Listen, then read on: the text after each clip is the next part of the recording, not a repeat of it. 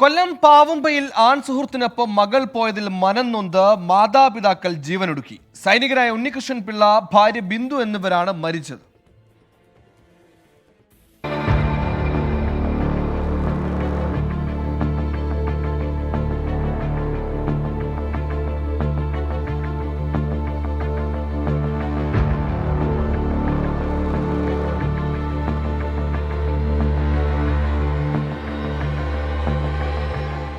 ഉണ്ണികൃഷ്ണപിള്ള, ബിന്ദു ദമ്പതികളുടെ ഏകമകൾ കഴിഞ്ഞ ദിവസമാണ് ആൺ സുഹൃത്തിനൊപ്പം ഇറങ്ങിപ്പോയത്.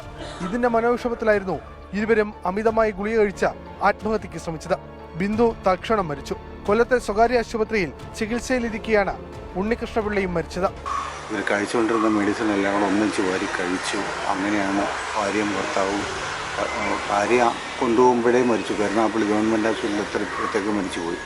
ഭർത്താവിനെ ഞങ്ങൾ വല്യത്ത് ഹോസ്പിറ്റലിൽ കൊണ്ടുപോയിട്ട് അവിടുന്ന് പിന്നെ NS ഹോസ്പിറ്റലിലോട്ട് മാറ്റി. വെന്റിലേറ്ററിലായിരുന്നു. അവിടെ ചെന്നതിന് രാത്രി 2 മണിക്ക് അദ്ദേഹത്തിൻ്റെ മരണം സംഭവിച്ചു.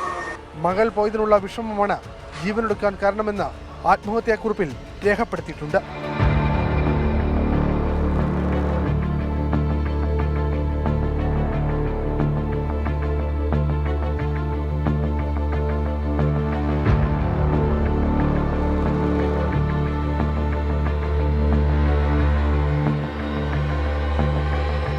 എയർഫോഴ്സ് ഉദ്യോഗസ്ഥനായ ഉണ്ണികൃഷ്ണപിള്ള അവധിക്ക് നാട്ടിലെത്തിയതായിരുന്നു. 24 കൊല്ലം.